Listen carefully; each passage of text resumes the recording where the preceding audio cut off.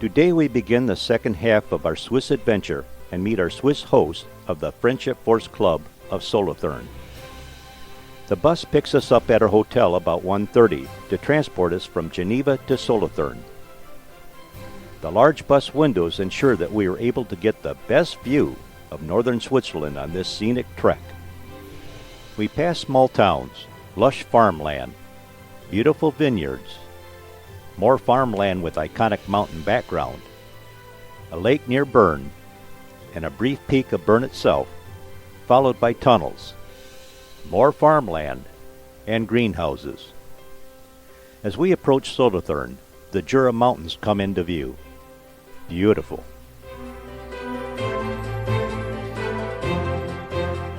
We finally reach our destination, a home near Solothurn, where our Friendship Force welcome event is being held.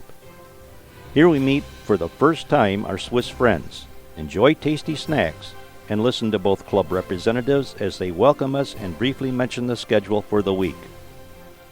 Finally, we find Stefan, our homestay host for the week. Later, when we leave with Stefan and arrive at his home, we are greeted with this gracious welcome sign and meet his wife Francisca and their cat Siva. This will be our home for the week. So begins the journey of getting to know our new Swiss friends and their Swiss culture. Welcome to Friendship Force.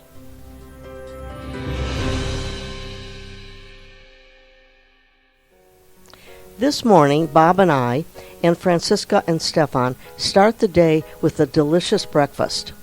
The conversation is filled with getting to know you info, our professions, our travels, our interests. Today is unique. It's a free day. No scheduled events, devoted entirely to allowing our Swiss hosts and their American guests to get acquainted, in the spirit of friendship. Each Friendship Force household does something different. Bob and I and our hosts take a cable car lift to the top of Mount Weisenstein. Upon exiting, we see flower gardens filled with color and variety. The creation of a Solothurn Friendship Force member, Francisca proudly informs us.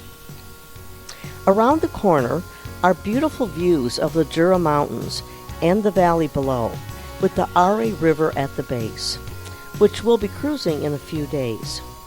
We also see birds swirling overhead, actually red kites looking for prey. What an awesome nature-packed view. We pause to enjoy and preserve it in scores of photos. Then we settle in at a table outside the restaurant at the mountaintop to relax, delight in the beauty, and visit with each other. We also enjoy an Ufi beer. Ufi means 11 in Swiss German and has a rich history in Solothurn, which we will learn more about later. While Bob and I are enjoying the day with Stefan and Francisca, our fellow FF travelers are also exploring the area and enjoying the company of their hosts. For instance, Elaine and her host Regina join Marge and Ed and their host, also Regina, for a drive through the countryside. This is one of the views they photographed.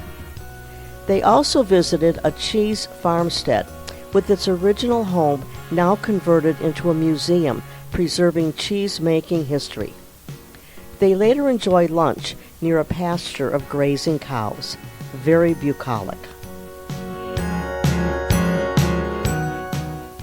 And they visited the Cambly Cookie Factory, where 4 generations have been making cookies and crackers since 1910. This is the family that actually created the original goldfish crackers that we know of under the Pepperidge Farm label. All across the area, Swiss and U.S. FF members spend this special, unique day exploring, learning, and bonding with each other. Friendship Force in action.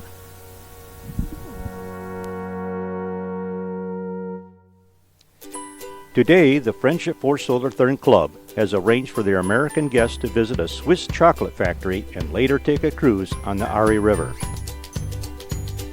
After breakfast, Pat and I take a short walk to the train station with our host Stefan, who accompanies us as we board a train to Beale, where we meet our fellow Friendship Force travelers and Francisca, our host, who rode her bike there. Here we board a second train to Coeur d'Alene, home of the Camille Block Chocolate Factory. When we arrive, we meet our guide Patricia in the visitor center. She begins to educate us about the process of making Swiss chocolate, starting with the ingredients: cacao beans from Peru, cacao butter from the Netherlands, almonds from California, hazelnuts from Turkey and their own plantation in Georgia, and powdered milk from Switzerland. We learn that milk chocolate is a Swiss invention, and the Swiss were the first to use hazelnuts in their chocolate, when cacao was in short supply in World War II.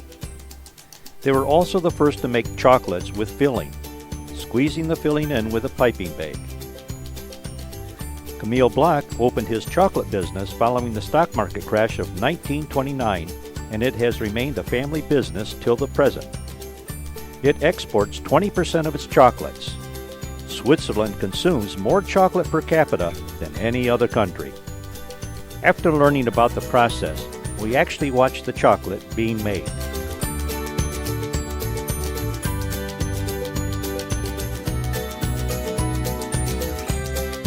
And then, best of all, get to sample it. And we do, more than once. Who could say no? Not us. You can tell by the smiles on the faces of Suzanne and Dennis. Swiss chocolate will do that to you. Afterward, we have to visit the gift shop to take some home with us. Before leaving, we also enjoy lunch at the Camille Block Bistro. Very relaxing and very tasty, as you can tell by these desserts. Please note the chocolate decoration on top. After lunch, we walk back to the train station and board the train to San Sebastián, where a siesta boat awaits us for a relaxing cruise down the Ari River.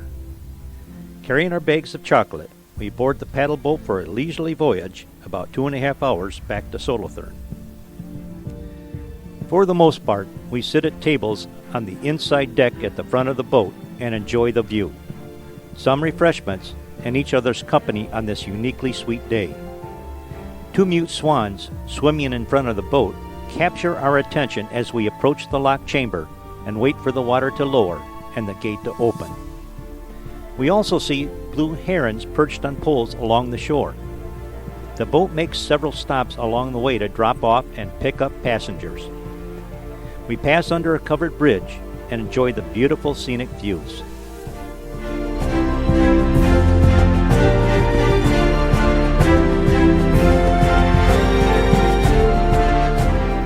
Before we reach Solothurn, Pat, I, and our host Stefan are dropped off to have dinner at the Green Monkey restaurant, where we will also meet Francisca. As we make our way to the restaurant, we find we are in Stork Village. As we wander about waiting for Francisca, we see countless enormous stork nests on nearby rooftops. This village is part of a reintroduction project which has brought storks back to the region after being almost extinct. The storks winter in Africa and migrate north to bear their young in the spring. What a sight! It captivates us and entertains us as we enjoy dinner in the company of our delightful hosts, Stefan and Francisca. A wonderful conclusion to this very unique day. P.S. Even a sweeter conclusion. Dessert. Take a look.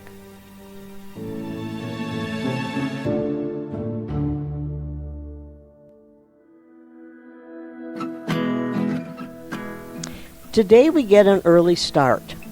We will be exploring the city of Lucerne. Bob and I make our way to the train station for the short ride to Solothurn, where we meet up with our Friendship Force companions. Together, we board the Gold train for Lucerne. We have arrived when we come upon Bahnhofplatz, the transportation hub of Lucerne. The distinctive stone archway welcomes us. Although one can access many forms of transport here, our group begins the day with a walking tour. We exit through the archway and make our way to the waterfront along Lake Lucerne, where a large fountain is reflected in the water below. The next site that captures our attention is the stunning post office. The elegant architecture dating back to 1849 features 4 statues standing atop Corinthian columns. They represent mail, telegraph, shipping, and railways. And it is still a functioning post office today. Now we get our first sight of the Chapel Bridge, named for St. Peter's Chapel. It is the oldest wooden bridge in Europe, dating back to the Middle Ages, a symbol of the city and one of its main tourist attractions. Originally, over 150 triangular paintings were placed all along the bridge, honoring Lucerne's history and patron saints. However, many were destroyed by fire in 1993. The bridge and many of the paintings were meticulously restored, but some still retain signs of damage. The octagonal water tower near the bridge, built around 1300, has historically served as an archive, treasury, prison, and even a torture chamber. As we make our way through Lucerne, we come upon a farmer's market filled with fresh fruits and veggies. Then storefront after storefront, and scores of parked bicycles and scooters. But most eye-catching are the murals and frescoes. Beautiful murals adorn almost every available surface in Old Town, and each one tells a story, political, religious, or trade-related. Take a look at these beautiful facades. Jesus turning water into wine at a wedding, located, of course, in the wine market area.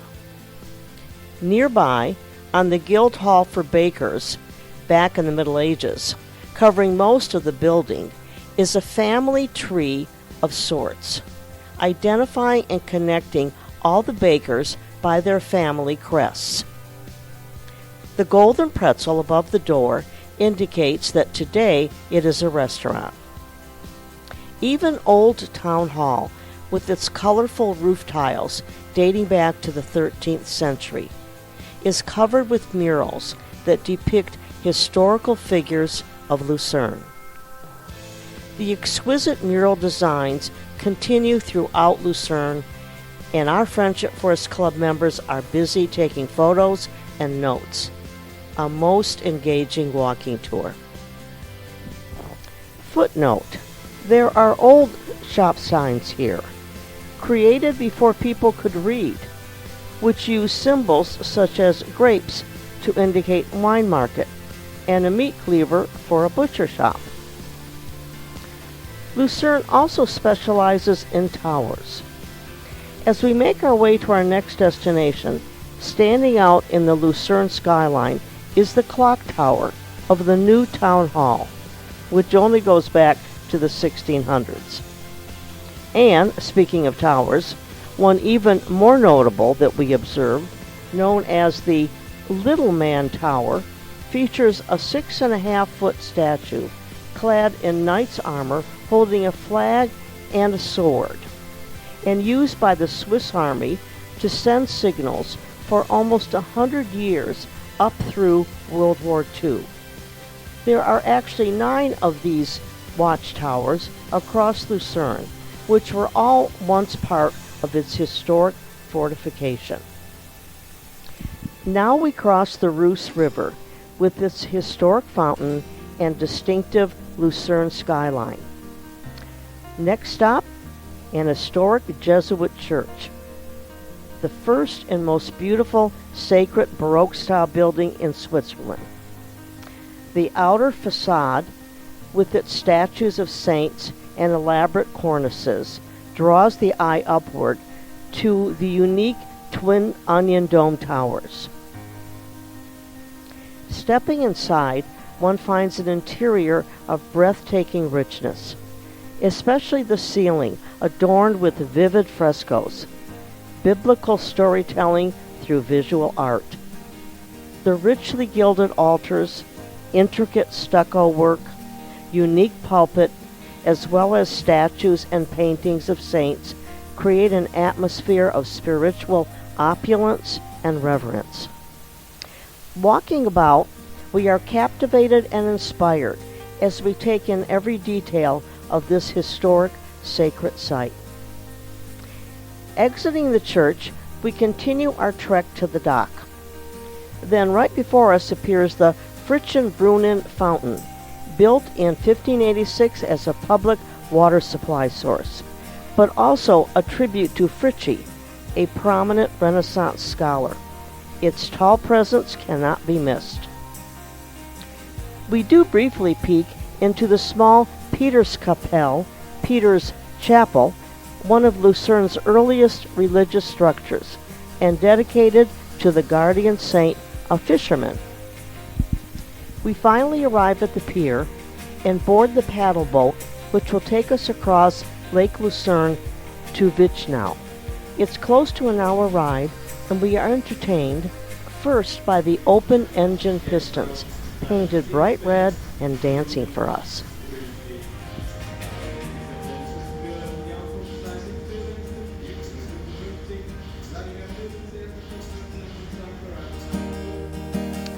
And then all along the waterfront by beautiful Swiss scenery on this slightly hazy day.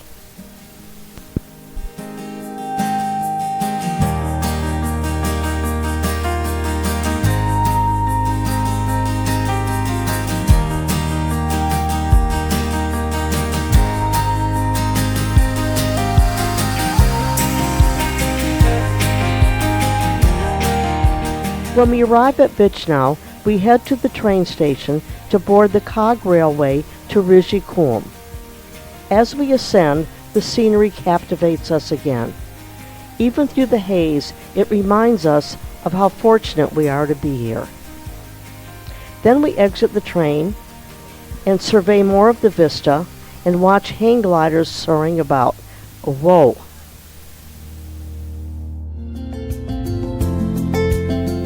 We also see snow-covered mountains, lush green valleys with a glimpse of Lake Lucerne in the haze below, and an old tree wooden carving with tomb admirers. A few of us decide to walk further up the mountain, beyond the hotel, to get an even better, more panoramic view.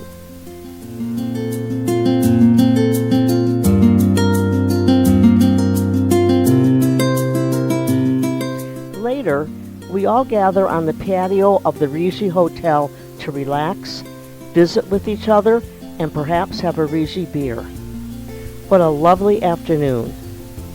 That evening, heading back down the mountain, we take the old wooden cabin car with red velvet seats, a fun descent to ground level. So ends another wonderful day enjoying the unique beauty of Switzerland.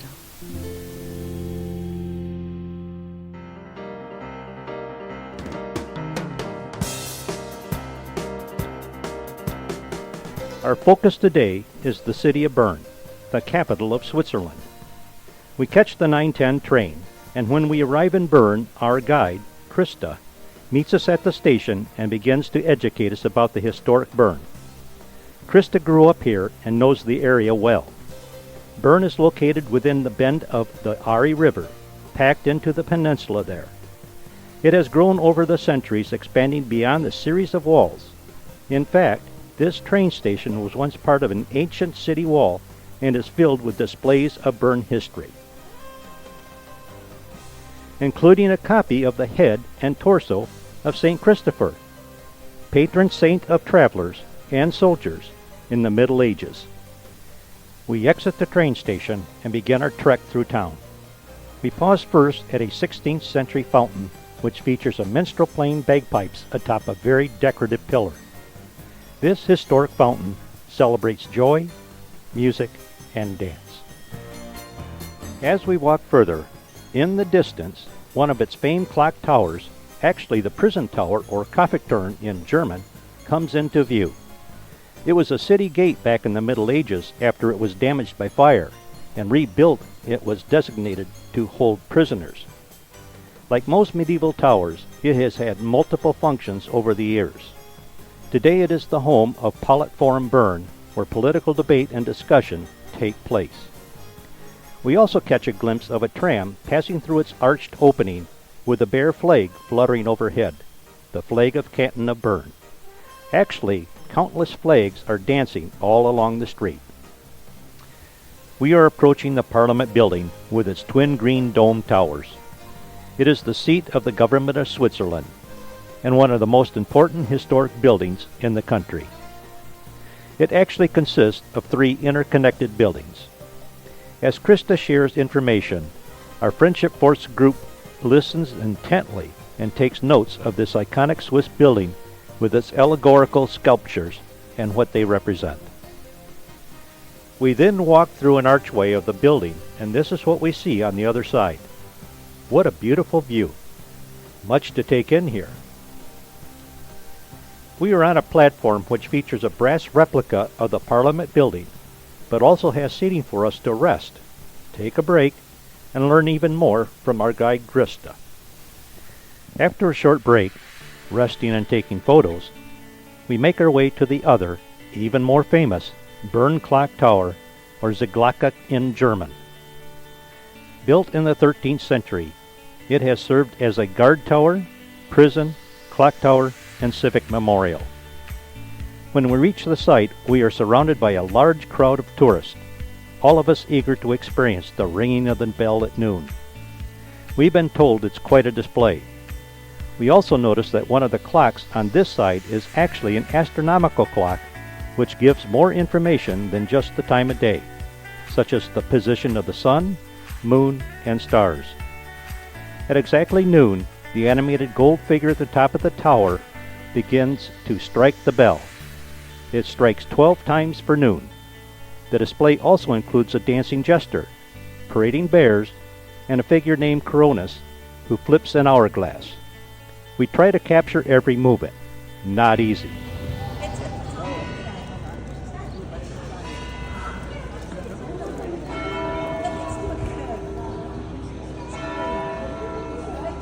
Oh, look at his arm in the middle.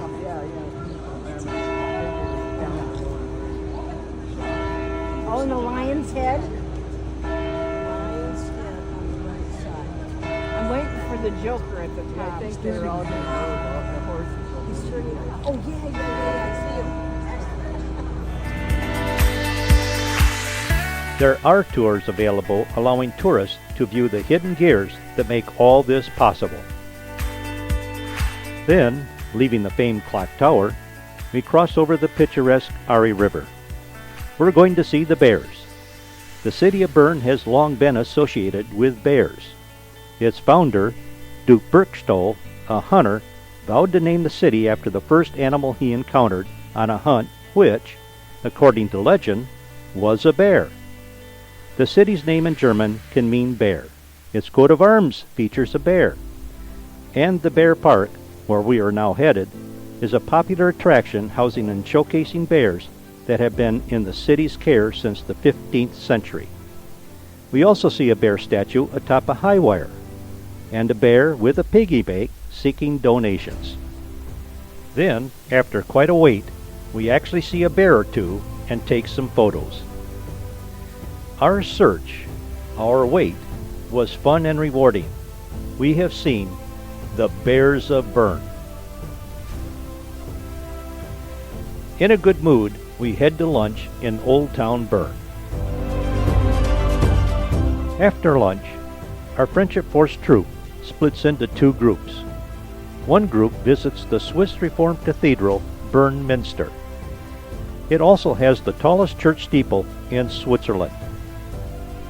The elaborate entryway features very ornate sculpture work and statues which represents the Last Judgment. Take a look.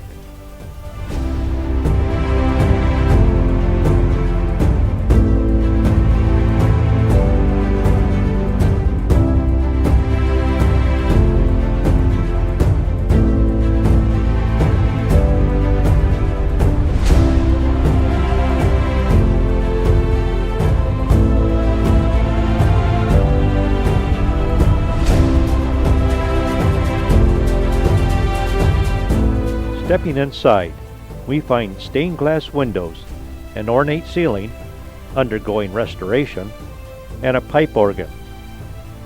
There's so much to take in here.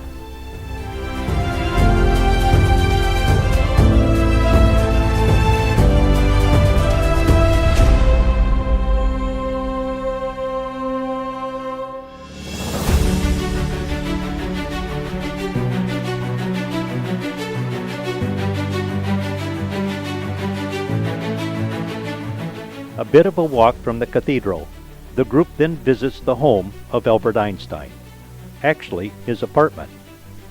It's quite small for a famous residence, but well furnished and full of memorabilia. A narrow staircase leads visitors to the second story, where they see a very informative video about his storied life. The other group visits the Einstein Museum, housed in a beautiful building. They walk through exhibit after exhibit, filled with information about Einstein's work translated into German, French, and English. Soon it's time to leave and head to the train station for the return to Solothurn. This wonderful day of exploring Bern, capital of Switzerland, comes to a close in Solothurn, with each Friendship Force member or couple spending the evening with their individual host, enjoying dinner and sharing the day adventures.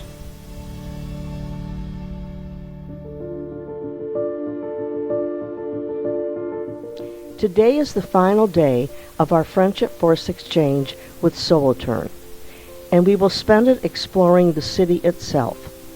Today is Solothurn Day. Let's begin at a church, of course, St. Urson Cathedral. It's raining. Umbrellas up as we wait on the church steps for the rest of our group.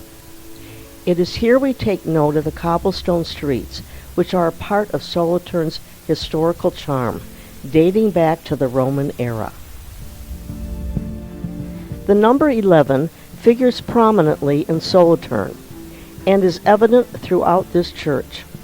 It has 3 sets of 11 steps and 11 altars. The decorative design of this church is as beautiful and compelling as the others we have been blessed to visit here in Switzerland.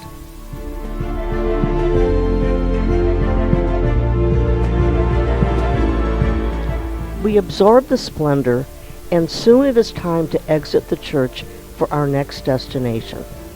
A bronze model of the town for vision-impaired people to explore by touch. One can see and feel the Ari River and the Urson Cathedral among countless other structures. We also pass by, as we tour the city, several of its 11 fountains. Each spouts water safe for drinking, unless specifically marked otherwise. Clock towers are also a prominent feature here in Solothurn. The first one we come upon in Old Town actually dates back to the 13th century. It features a bell ringer at the very top and 3 clocks. The highest one is the most visible. A little lower is a clock with 3 symbolic figures, a knight, a king, and a skeleton, which perform every hour, and still lower is a large astronomical clock which displays the day, month, and year, as well as the time. Speaking of time, it's time for a coffee break. Not far from the clock tower is the B&F Brasserie, the perfect place for refreshment. Later, we gather in the city square to confer about where to head next. But we're in for a little surprise when it turns out to be a church almost hidden from view. Unless you look way up, not easy, you might walk right past the Jesuit church. However, once inside, it is richly ornamental with all the classic beauty of a Swiss cathedral. Take a look.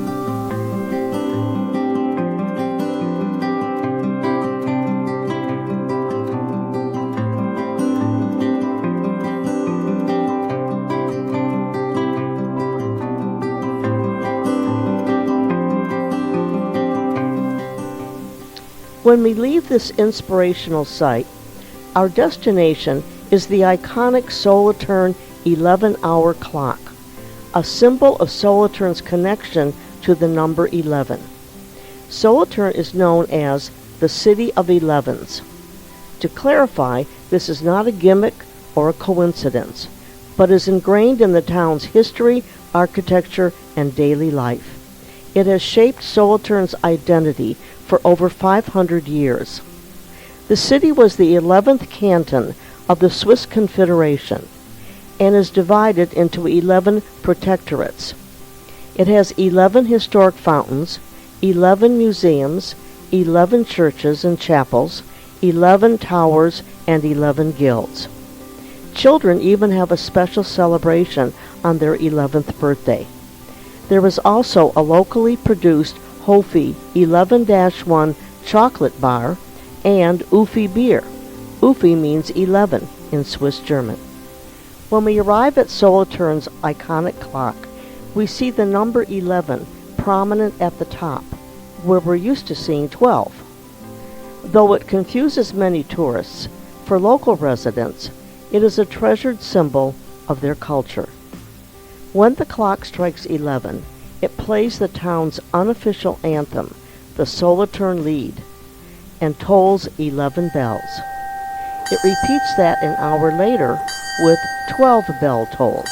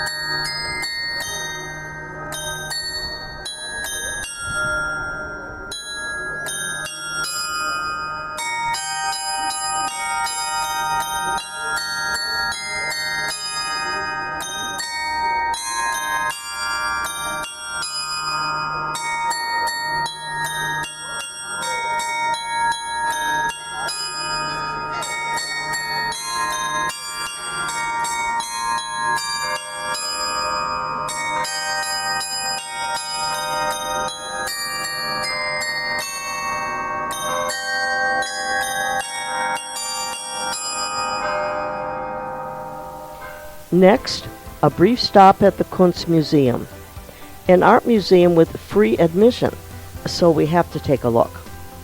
It features a number of interesting exhibits and paintings. Here's just a glimpse of what we saw. We exit the museum and head to the train station for the return to our separate residences to prepare for tonight's very special event. Tonight, our wonderful visit to Solothurn comes to a close. Members of both Friendship Force Clubs gather to celebrate our time together at a farewell dinner.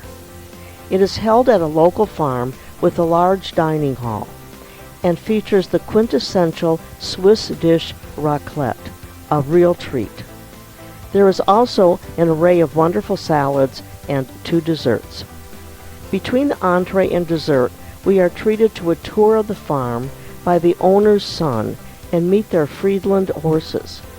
Here is Elaine making friends with one. They are big horses. Back in the dining room, after dessert, the Lansing group, accompanied by Randy Scott on piano, sings a rendition of Let There Be Peace on Earth.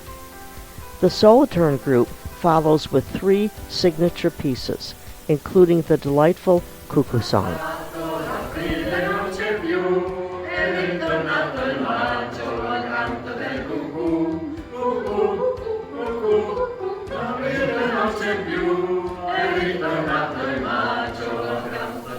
The Solothurn coordinator thanks the Lansing members for coming and her colleagues for hosting.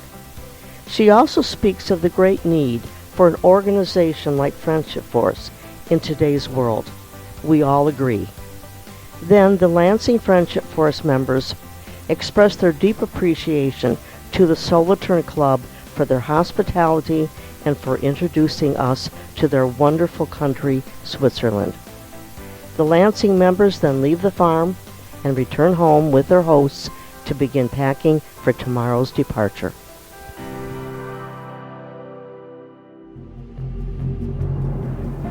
This morning, we all have a little time with our individual hosts to spend as we choose. Some choose a nearby farmer's market to enjoy the inventory and perhaps pick up some souvenir Swiss cheese. Others seek out the amazing storks atop their nest for some great photos. Later, we all gather alongside the bus, which will transport us to Zurich for our flight home. Our hosts line up across the street from us, and we all take out our cameras and begin shooting photos of each other. Luckily, no one is injured. A fun final moment, with just a street separating us before an ocean will come between us. Time moves quickly, and soon our Friendship Force group is in the air, flying over the Alps in the unique Swiss topography, heading home. The difficulty of departing is balanced by the joyful memories of all the wonderful sights and experiences of our remarkable visit to Switzerland. Our journey through Switzerland was nothing short of magical. From the snow-capped peaks of the Swiss Alps to the tranquil lakes nestled between valleys, every moment felt like stepping into a postcard.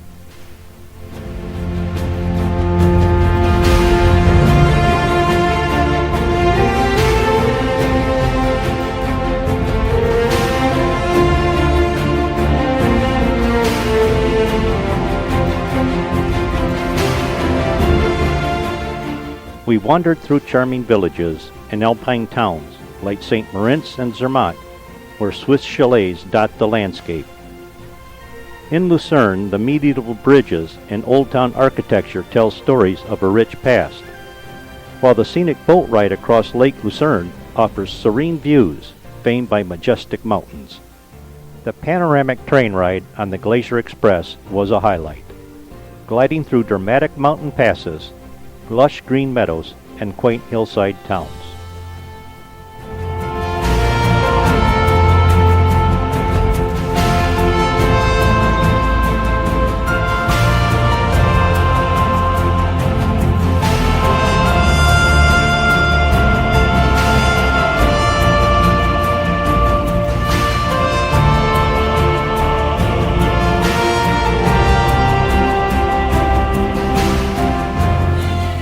We indulged in world-renowned Swiss chocolate and marveled at the uniqueness of Swiss clocks.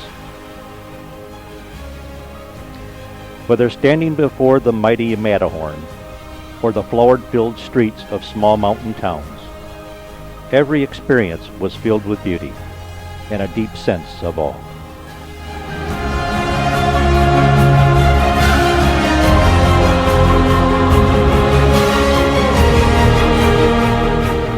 Equally engaging are the Swiss people, warm and welcoming.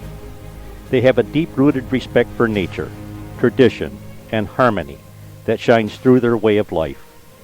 Our Solothurn Friendship Force host welcomed us with warmth and kindness, making us feel immediately at home.